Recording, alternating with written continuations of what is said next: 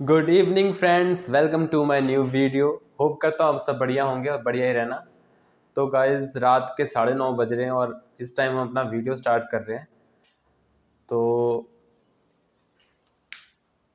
आज है 14 सितंबर 2022 और आप तो जानते ही होंगे कि 14 सितंबर को हम पूरे भारत में हिंदी दिवस के रूप में सेलिब्रेट करते हैं और हर स्कूल में हर जगह ये सेलिब्रेट किया जाता है आज के ही दिन। तो हमने भी अपने स्कूल में आज हिंदी दिवस सेलिब्रेट किया है और किस तरह किया है ये अभी आपको आने वाले वीडियो में पता चलेगा। और बच्चों ने बहुत ही उत्साह के साथ अपने विचार, अपने आइडियाज़, अपने जो भाव हैं हिंदी दिवस को लेकर और हिंदी में ही इसको प्रस्तुत किया है। तो भी आने वाले वीडियो में आप देख पाएंगे कि कैसे इन्होंने अपने जो भाव है व्यक्त किए हैं। तो चलिए आपको दिखाते हैं आज हमने स्कूल में हिंदी दिवस किस तरह सेलिब्रेट किया। तो लेट्स गो।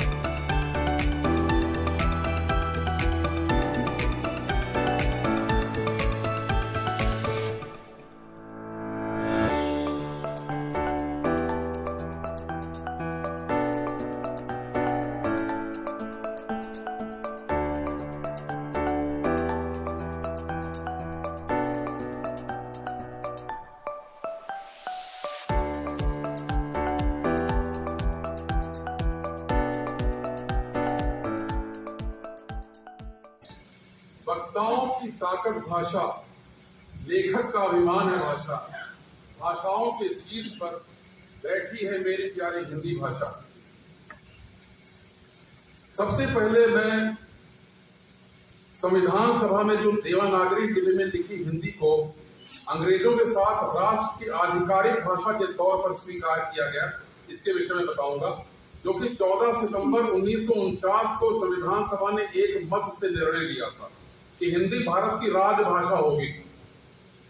प्रधानमंत्री पंडित जवाहरलाल नेहरू जी ने इस दिन के महत्व को देखते हुए 14 सितंबर 1949 से हिंदी दिवस मनाए जाने के लिए घोषणा की। हिंदुस्तान की रोशन हिंदी, हर हिंदुस्तानी की पहचान है हिंदी, एकता की अनुपम परंपरा, हर दिल हिंदी, हर दिल का अरमान है हिंदी। भाषण का महत्व डॉक्टर मार्गराइट शमार ने लिखा है, शब्द जहर होते हैं, शब्द जहर कर सकते हैं, शब्द सब कुछ ठीक कर सकते हैं, शब्द युद्ध शुरू कर सकते हैं, शब्द युद्ध समाप्त कर सकते हैं, शब्द युद्ध समाप्त करके शांति स्थापित कर सकते हैं, शब्दों के माध्यम से लोग शिखर तक पहुंच जाते हैं, शब्दों के ही द्वारा लोग नीचे भी आ जाते हैं, जिसे नीचे गिरना कहा जाता है। श्री प्रताप नारायण मिश्र जी ने अपने बात नामक निबंध में बहुत ही प्यारी भावात्मक पंक्तियां लिखी हैं कि बातें हाथी पाइए, बातें हाथी पाओ। अर्थात अगर आप बात अच्छी तरीके से कर रहे हैं तो आप हाथी भी अपने द्वार पर खड़ा कर सकते हैं और राजा महाराजाओं की तरह आपकी इज्जत और आपका सम्मान होगा। बातें हाथी पाओ, कुछ ऐसी बात कर दीजिए, जाकर हाथी या किसी के पास भी चले जाइए, वो पांव ही मारेगा। मतलब बात के जरिए बहुत ही श्रेष्ठता प्रमाणित होती है, बात के द्वारा बहुत कुछ कहा और समझा जा सकता है।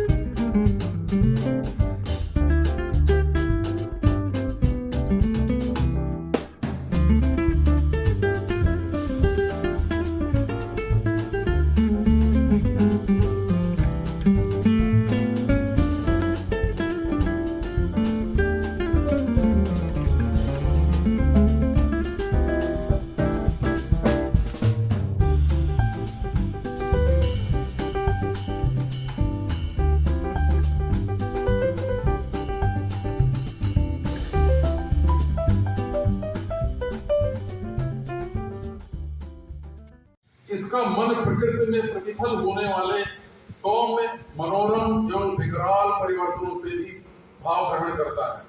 आसपास होने वाले सुख दुख, आशा निराशा, प्रेम घृणा, तृष्णा, दया क्रोध इत्यादि से वो चलायमान रहता है, सदैव चलायमान रहता है। मनुष्य की इसी प्रवृत्ति की प्रेरणा से ज्ञान एवं आनंद के उस भंडार का सृजन, संचय, संचयन एवं संवर्धन होता है। अब मैं कविता वाचन के लिए प्रथम वक्ता के रूप में गुरु ओजस को आमंत्रित करता हूँ।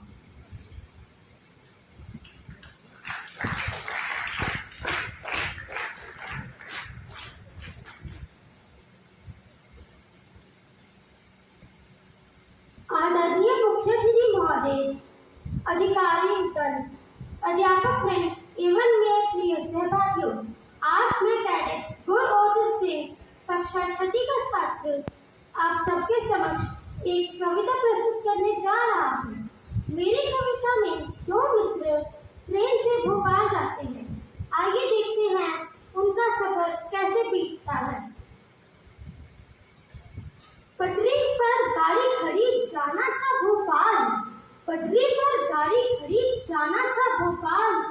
कवि सम्मेलन में जगे आँख हो रही लाल, आँख हो रही लाल, खचाखच की वह बोगी। जगह नहीं बिल्कुल, सोचा यात्रा अब कैसे होगी। हम दोनों घुस गए भीतर करके धक्कम धक्का, प्लेटफॉर्म पर गाड़ी हिला रहे थे धक्का।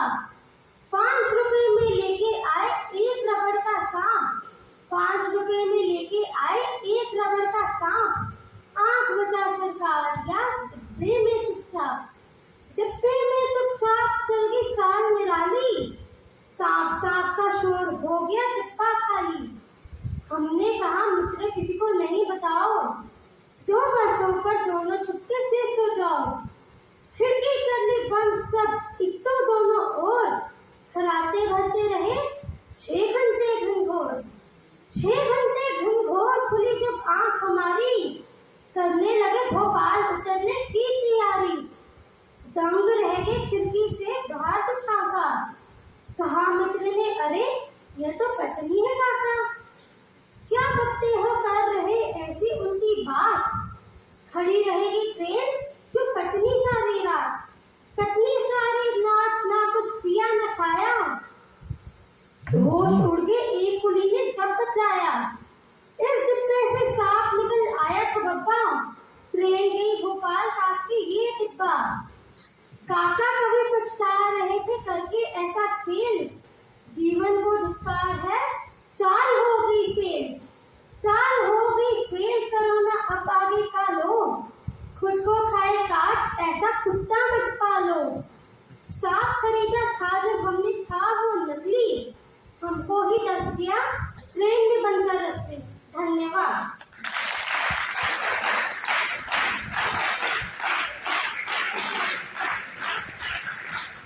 धन्यवाद गुरु ओजस। अगले वक्ता के रूप में मैं अंकुर पाठक को आमंत्रित करना चाहूंगा।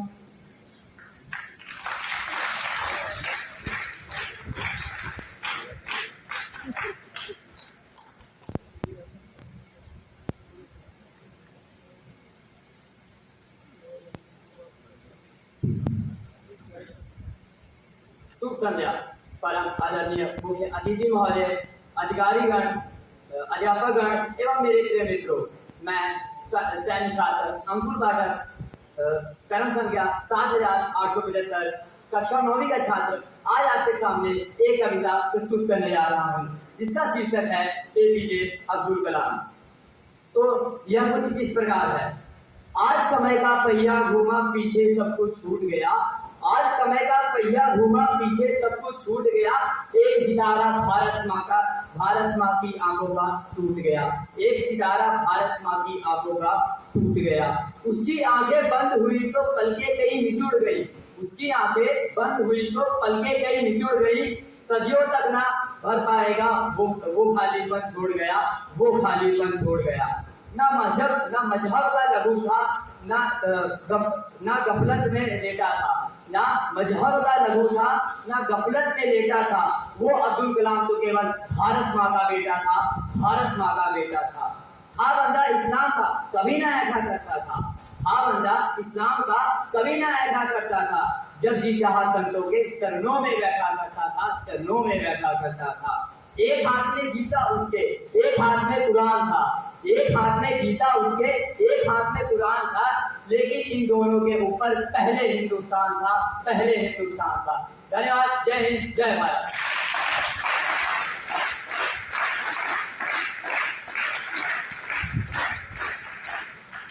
धन्यवाद अंकुल। मैं कवितावाचन के अगले वक्ता के रूप में रविकांत जैन को आमंत्रित करता हूं।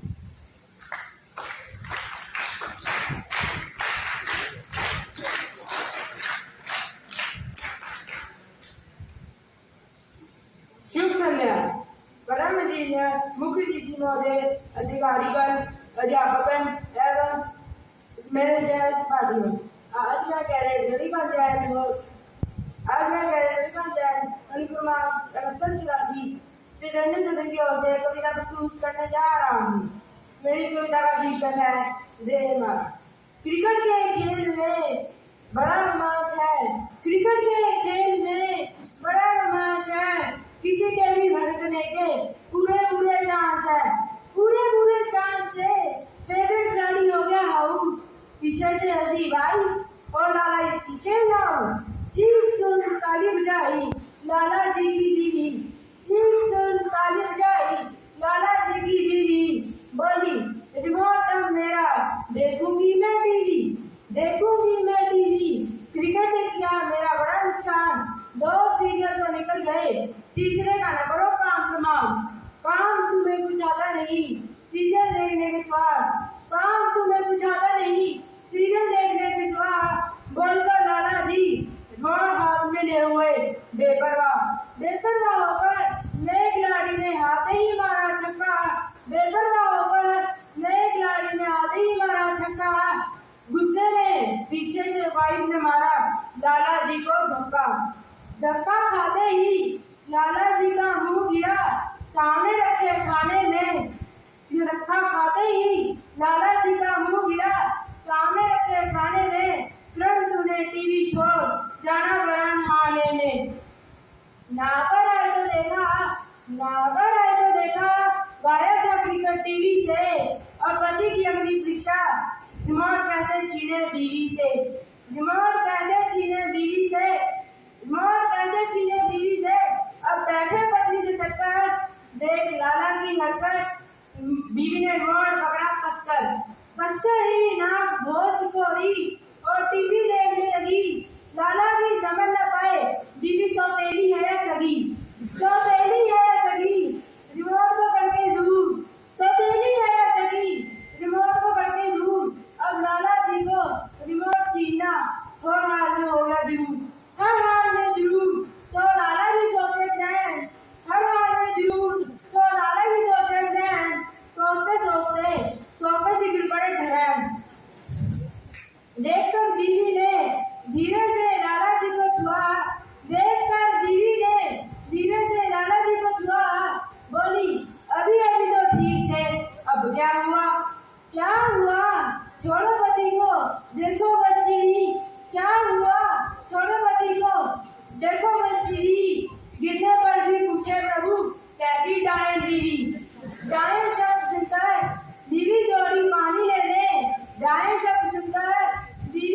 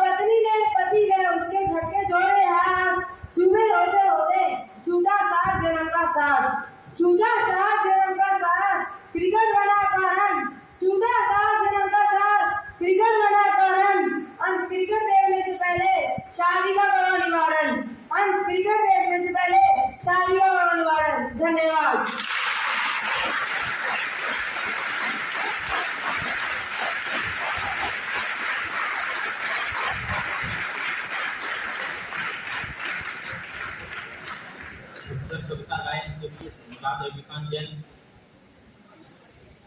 अगली कविता गायन के लिए मैं गुरकीरत तुमको आमंत्रित करना चाहूंगा।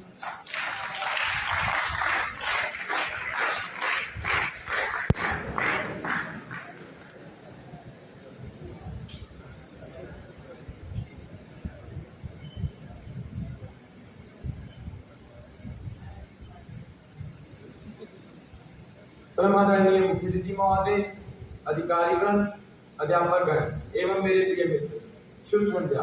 मैं सैन छात्र गुरकीरत सिंह सिद्धू आज आपके सामने एक कविता पेश करने जा रहा हूँ जिसका शीर्षक है सत्य पथ। सत्य पथ की राह पर चलना, सत्य पथ की राह पर चलना होता नहीं आसान है, मिलेंगे कुछ मानव जिनके हृदय नहीं पाषाण है।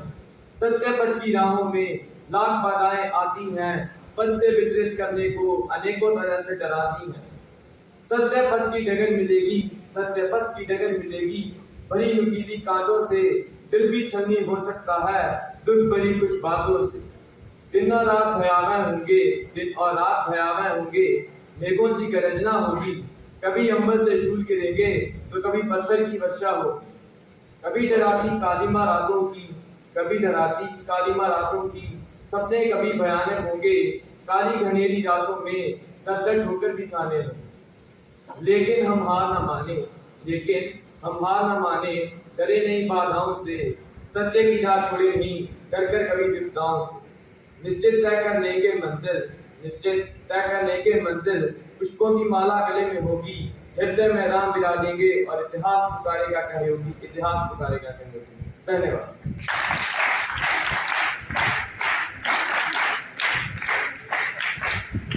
प्रेरणादायक कविता के लिए धन्यवाद गुरकीरत। अब मैं कविता वाचन के अगले वक्ता के रूप में निखिल कुमार को आमंत्रित करता हूँ।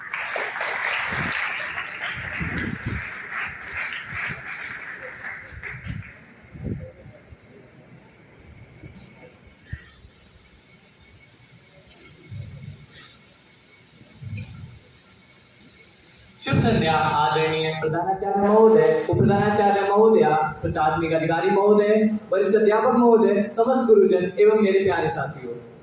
मैं कैडेट निखिल कुमार आप सभी के समक्ष एक हास्य कविता प्रस्तुत करने जा रहा हूँ। मेरी कविता का शीर्षक है इतिहास की परीक्षा। इतिहास की परीक्षा थी उस दिन, चिंता से हृदय धड़कता था, थे बुरे शकुन घर से चलते ही दायां हाथ फड़कता था। मैंने सवाल जो याद किए वे केवल आधे याद हुए, उनमें से भी कुछ स्कूल तलक आते आते बर्बाद हुए।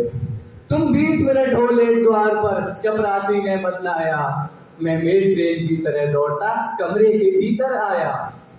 पर्चा हाथों में पकड़ लिया, आंखें मूंदी तुम झूम गया, पर्चा हाथों में पकड़ लिया, आंखें मूंदी तुम झूम गया, पर्चे की छाया अंधकार चक्कर आया और सिर घूम गया।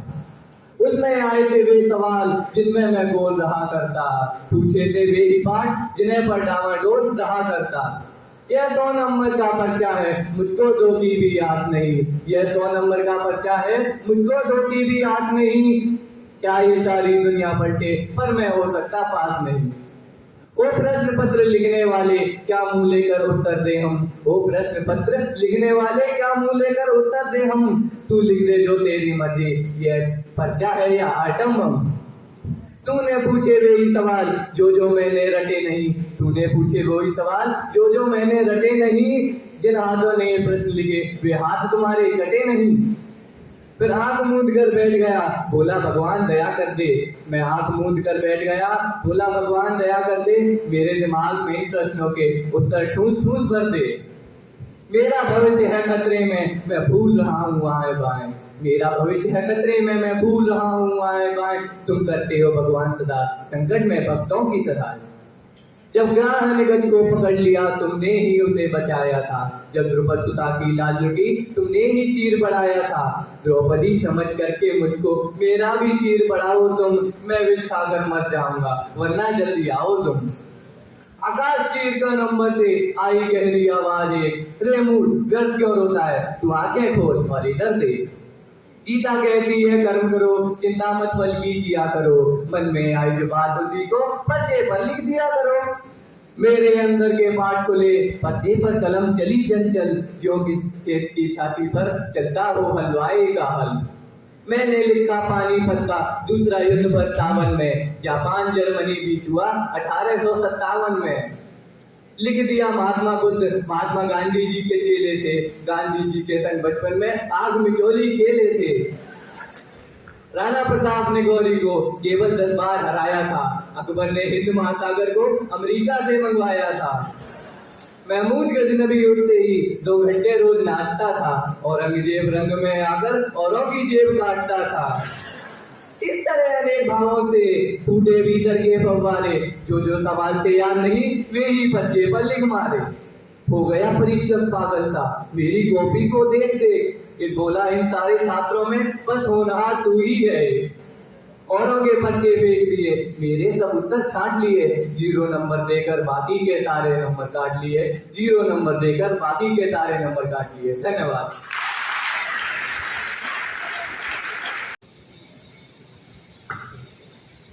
शुभ संध्या आदरणीय मुख्य अतिथि महोदय, उपप्रधानाचार्य महोदय, प्रशासनिक अधिकारी महोदय, वरिष्ठ अध्यापक महोदय, निर्णायक मंडल, ज्ञान के गीत गाने वाले आदरणीय गुरुवर समेत मेरे प्यारे साथियों। मैं आदित्य गुप्ता सोनी सदन की ओर से इस हिंदी दिवस के अवसर पर एक कविता प्रस्तुत करने जा रहा हूँ, जिसका शीर्षक है पुण्य हस्ताक्षर। इस कविता को गोपाल प्रसाद व्यास ने लिखा है। इस कविता में यह दर्शाया गया है कि कैसे सुभाष बाबू की एक आवाज से सारी युवा पीढ़ी आजादी के संग्राम में खुश हुई। कविता इस प्रकार है। वह खून कहो किस मतलब का जिसमें उबाल का नाम नहीं, वह खून कहो किस मतलब का जो देश के आस के काम नहीं, वह खून कहो किस मतलब का जिसमें जीवन नरवानी है, जो परवशों पर बहता है वह खून नहीं पानी है। उस दिन लोगों ने सही सही खून की कीमत पहचानी थी, जिस दिन सुभाष ने बर्मा में मांगी उनसे कुर्बानी थी। वे बोले आजादी की खातिर बलिदान तुम्हें करना होगा, तो बहुत जी चुके इस जग में आगे तुम्हें मरना होगा। आजादी के चरणों में तो जयमाल चढ़ाई जाएगी, वह सुनो तुम्हारे शीशों के फूलों से पूजी जाएगी। आजादी का संग्राम कई पैसों पर खेला जाता है, ये शीश कटाने का सौदा नंगे सर झेला जाता है। जो कहते कहते वक्ता की आंखों में खून उतर आया, मुख रक्त वर्ण हो दमकता धन की उनकी रक्त पकाया। आजानु बाहों ऊंची करके वे बोले रक्त मुझे देना, इसके बदले भारत की आजादी तुम मुझसे लेना। हो गए सामने उथल पुथल, सीने में दिल में समाते थे, इनकलाब के नारे चारों ओर छाए जाते थे। हम देख लेते ये खून सब बस यही सुनाई देते थे, रंग में जाने की वक्त याद में दिखाई देते थे। बोले सुभाष इस तरह बातों से मतलब नहीं सरता है, लोया कागज है यहाँ हर कौन हस्ताक्षर करता है।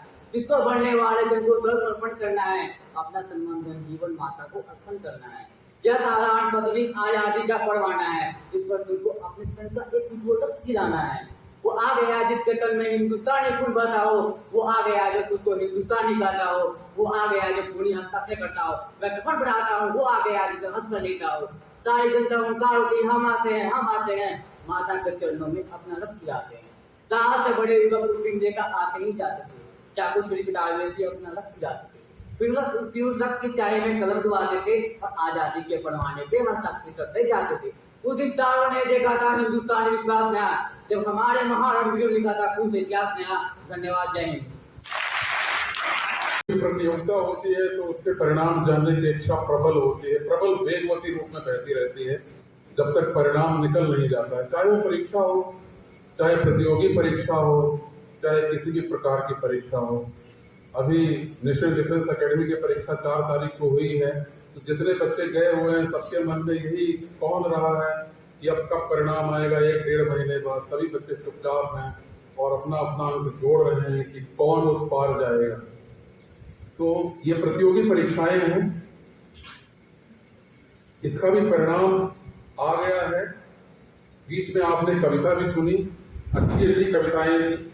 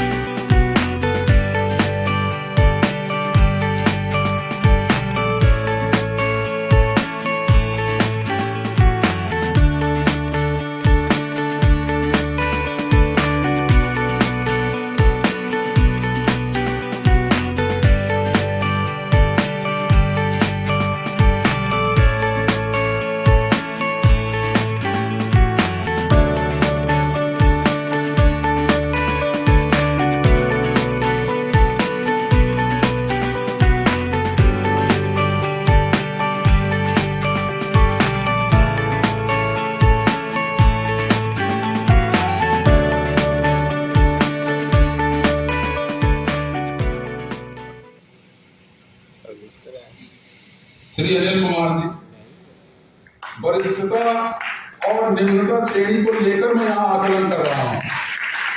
ठीक है, श्री अनिल कुमार जी।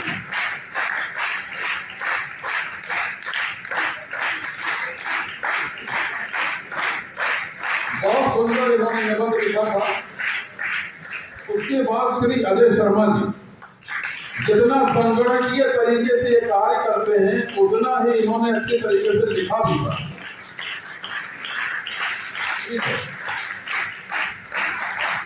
गणित और भाषा का सामंजस्य, श्री अजय शर्मा। वरिष्ठता श्रेणी के सबसे ऊंचे पायदान पर हैं श्री प्रदीप शर्मा जी। तालियों से जोर में स्वागत किया जाए।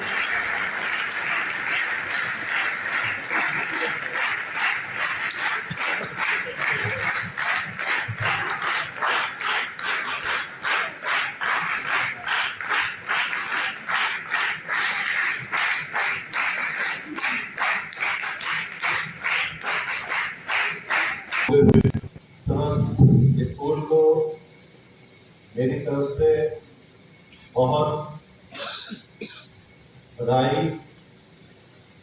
पहली हिंदी दिवस की, दूसरी बहुत अच्छे प्रयास की, जिसमें मैंने देखा कि हमारे छठी क्लास के बच्चों ने और जो कनिष्ठ वर्ग के छात्र हैं उन्होंने बहुत हिम्मत के साथ और बहुत ही उल्लास के साथ भाग लिया। जो विषय थे उनको न केवल अच्छी तरीके से उन्होंने सामने लाए और उनकी जो आत्मविश्वास थी वो भी मुझे उसको देखकर बहुत खुशी हुई। बीच में जो बच्चा भूला, मैं उसको यहाँ पर विशेष रूप से कहना चाहूंगा कि जिस तरीके से उसने वापस अपनी बात को जारी रखा बिना रुके, ये बहुत ही एक हिम्मत की बात है एंड उसके लिए बहुत मैं शाबाशी देता हूँ।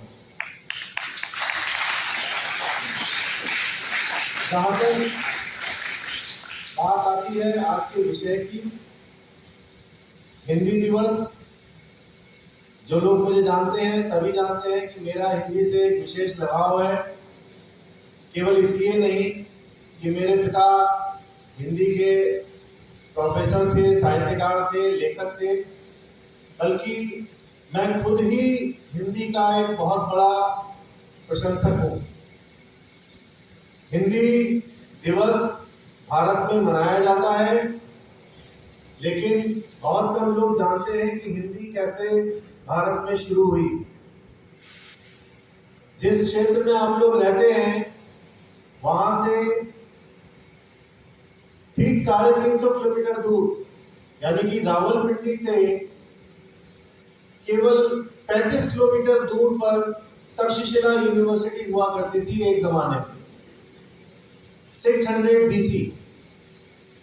तक्षशिला एज पर माइथोलॉजी उसका आधार रखा था जो भरत थे, राम लक्ष्मण शत्रुघ्न भरत ने अपने बेटे तक्ष के लिए उसकी स्थापना की थी, सिटी ऑफ स्टोन के नाम से। This is called city of stone. वहां तक्षशिला यूनिवर्सिटी 600 BC में स्थापित थी और दुनिया भर के वहां पर कैडेट आकर अध्ययन करते थे। चाणक्य उसी यूनिवर्सिटी का एक प्रोफेसर हुआ करता था। दुनिया की 2 सबसे पुरानी यूनिवर्सिटी भारत की थी, नालंदा यूनिवर्सिटी और तक्षशिला यूनिवर्सिटी। तक्षशिला यूनिवर्सिटी में जो कार्यक्रम किया जाता था वो सारा संस्कृत में किया जाता था, लेकिन जो तक्षशिला यूनिवर्सिटी 600 BC में थी उसको 600 AD में तहस-नहस किया गया। एक आज के प्रेजेंट कजाकिस्तान के एक ट्राइब था द वाइट हंट, उन्होंने यहां आए और उसको तहस-नहस कर दिया। यानी कि आप अंदाजा लगा सकते हैं 600 BC से लेकर 600 AD 1200 साल की हमारी संस्कृति, हमारी सभ्यता, हमारा वर्ग, हमारा रिसर्च सब कुछ जलाकर तहस-नहस कर दिया। भाषा 1200 साल पीछे चली गई।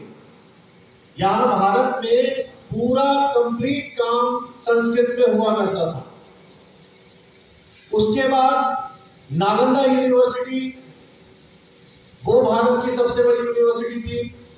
उसको 700 यानी कि 7वीं सदी में 780 में उसकी स्थापना हुई। वहां 1194 में बख्तियार खिलजी करके एक इन्वेडर था। 9 मिलियन मैन्यूस्क्रिप्ट, 9 मिलियन हाथ से लिखी हुई किताबें जला दी गई। भाषा फिर 1300 साल पीछे चली गई। 3 महीने तक वो लाइब्रेरी जलती रही थी नालंदा की। आप जिस बात को, जब जे थॉमसन एटम की एक्सपेरिमेंट कर रहा था, उससे 100 साल पहले महर्षि कणाद भारत के, उन्होंने कण की आविष्कार कर लिया था। 7वीं शताब्दी में जब हमारे भारत में बहुत ज्यादा इन्वेजन हुए तो संस्कृत जो थी वो बढ़ने लगी। एक पारिश्रित हो गया और एक अपभ्रंश हो गया। और आज जो हम बोल रहे हैं वो अपभ्रंश है एक तरीके से संस्कृत का। भाषा का ओरिजिन जो हुआ है मूल रूप से संस्कृत से ही हुआ है। आप सोच के देखो, जिस भाषा की शुरुआत, जिस भाषा की जड़ 600 BC की है, यानी कि अब से लगभग 2800 साल पुरानी भाषा संस्कृत है और उससे ही हिंदी निकली है। और हिंदी संस्कृत का एक अपभ्रंश को इंग्लिश का मीनिंग है करप्ट, संस्कृत का करप्ट रूप है। तो एक्चुअल संस्कृत क्या भाषा होगी? और आज हमें संस्कृत, हिंदी, इन सब के लिए, इनको याद रखने के लिए हिंदी दिवस मनाना पड़ता है। और अच्छा लगा मुझे अपने कैडेट्स का हिंदी का स्तर देखकर।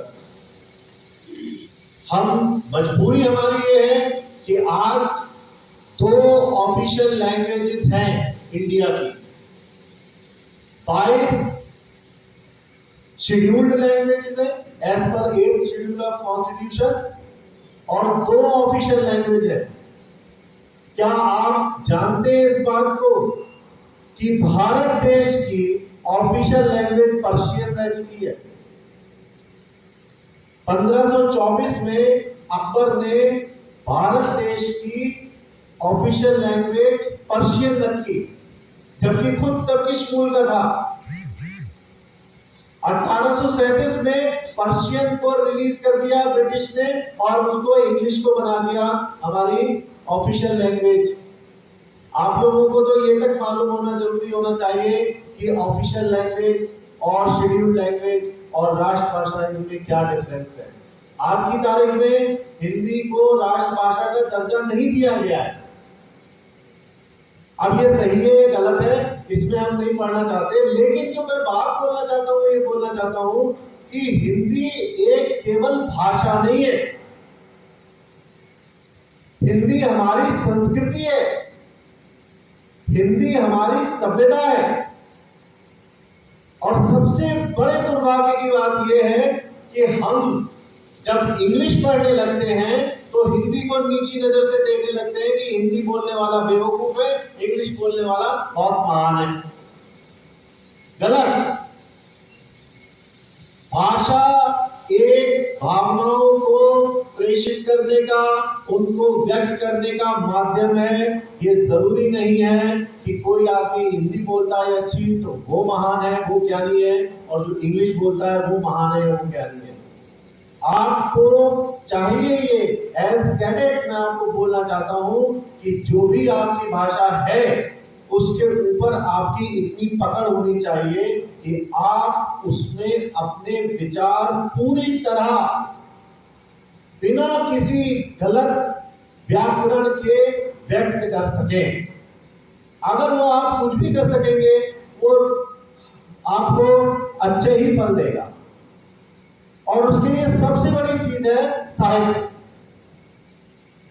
आप लोगों को ये जानना बहुत जरूरी है कि जिस बात को कहते हैं व्यक्तित्व, वो व्यक्तित्व केवल किताब पढ़ के अपना सिलेबस पूरा करके नहीं बनता। आपको जानना चाहिए संस्कृति क्या है, सभ्यता क्या है, हमारी धरोहर क्या है और उसको हमें आगे कैसे ले जाना है।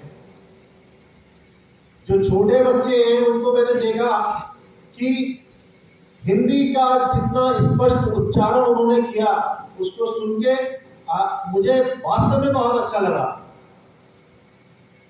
लेकिन इंग्लिश, हिंदी, उर्दू, तमिल ये सब भाषाओं में एक दूसरे के साथ तुलना करना बहुत गलत है।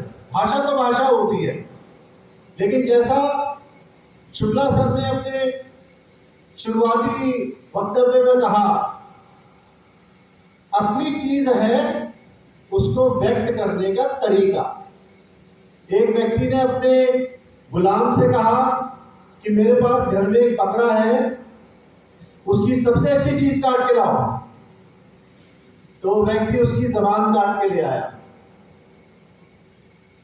बोला ये जबान है, यही दुनिया की सबसे अच्छी चीज होती है। अगर ये मीठी है, ये साफ है, ये ज्ञान से परिपूर्ण है, तो इसका मतलब ये दुनिया की सबसे अच्छी चीज है। वो अच्छी बात बोलेगा, लोग सुनेंगे, उससे प्रभावित होंगे, उसकी बात मानेंगे। उसने कहा कि ठीक है, अब उसकी सबसे बुरी चीज काट के लाओ। वो फिर से जबान लेके आ गया, उसकी जीभ। उसने कहा ये चीज इस दुनिया की सबसे खराब चीज भी है, क्योंकि अगर आप किसी से गलत बात बोलेंगे, गलत तरीके से बोलेंगे, अज्ञानपूर्ण कोई बात बोलेंगे तो आप सबके बुरे बन जाएंगे। तो उस व्यक्ति ने ये कहा कि तूने ये बात बिल्कुल ठीक की है। तीसरी बात इसमें यह है कि जीभ एक ही ऐसा शरीर का अंग है जो दांतों के बीच में रहता है, और दांत होते हैं काटने वाली चीज, जीभ है सॉफ्ट, लेकिन फिर भी जीभ सरवाइव करती है व्यक्ति के जन्म से लेकर उसके मरने तक। लेकिन दांत 5 साल, 4 साल, 3 साल बाद आते हैं और मरने से 10 साल, 15 साल, 20 साल पहले टूट भी जाते हैं। क्यों? क्योंकि दांतों के पास खुद को अभ्यस्त करने की ताकत नहीं होती। ठंडा, गरम, सख्त, कठोर, इस सब को वो एक ही चीज से, एक ही ताकत से काटते हैं, टूट जाता। लेकिन जो जीभ होती है, वो जीभ आपको हर स्थिति में अपने आप को ढाल लेती है। एक कोने में भी हो जाती है, बाहर भी निकल आती है, ऊपर तालू से भी चिपक जाती है, पीछे भी चली जाती है। और वही हमारा यहाँ पर उद्देश्य है, आप लोगों को ऐसी वाणी देना। मैं जीव नहीं कह रहा हूं, जीव तो भगवान ने सबको दी है, लेकिन आपको ऐसी वाणी लेना जो कि वास्तव में आपकी सफलता का कारण बन सके। उसके लिए फिर से वही बात आती है कि अपने आराम की जगह छोड़कर काम करना पड़ेगा। हिंदी दिवस की बहुत बहुत शुभकामनाएं, और मैं धन्यवाद देता हूं शुक्ला सर को। बहुत अच्छी तरीके से उन्होंने ऑर्गेनाइज किया, सभी बच्चों ने बहुत अच्छे करके उसमें भाग लिया। धन्यवाद, जय हिंद। तो welcome back once again friends, आपका फिर से स्वागत है वीडियो में। होप करता हूँ जो वीडियो भी आपने देखी होगी हमारे हिंदी दिवस की सेलिब्रेशन की स्कूल में, वो आपको अच्छी लगी होगी, आपको भाई होगी। तो अगर अच्छी लगी होगी तो प्लीज़ इसको ज़रूर शेयर कीजिए, लाइक कीजिए, ताकि और भी लोग इसको देख सकें और इससे प्रभावित हो सकें, और भी बच्चे प्रभावित हो सकें। आप लोगों ने देखा होगा कि किस तरह हमारे स्कूल के बच्चों ने अपने जो भाव हैं व्यक्त किए हैं पोएम के थ्रू। तो ऐसे ही वीडियो आगे भी आती रहेंगी आपके लिए। और एक चीज़ और मैं बताना चाहूँगा कि जो हमारे सैनिक स्कूल कपूरथला की, जो सैनिक स्कूल कपूरथला की नहीं, जो सैनिक स्कूल्स की जो एडमिशन है वो स्टार्ट होने वाली है। जो एप्लीकेशन फॉर्म है वो फिल होने स्टार्ट होने वाले हैं कुछ ही टाइम में। तो उसकी अपडेट भी मैं आने वाले वीडियो में दूंगा कि कब ये फॉर्म निकलेंगे और किस तरह आप इसको फिल कर सकते हैं, किस वेबसाइट में जाके फिल कर सकते हैं। तो बने रहिए मेरे चैनल के साथ। अगर आपको आज की वीडियो अच्छी लगी तो प्लीज़ इसे लाइक कीजिए, शेयर कीजिए और मेरे चैनल को सब्सक्राइब कीजिए। तो thank you for watching my video. Thank you.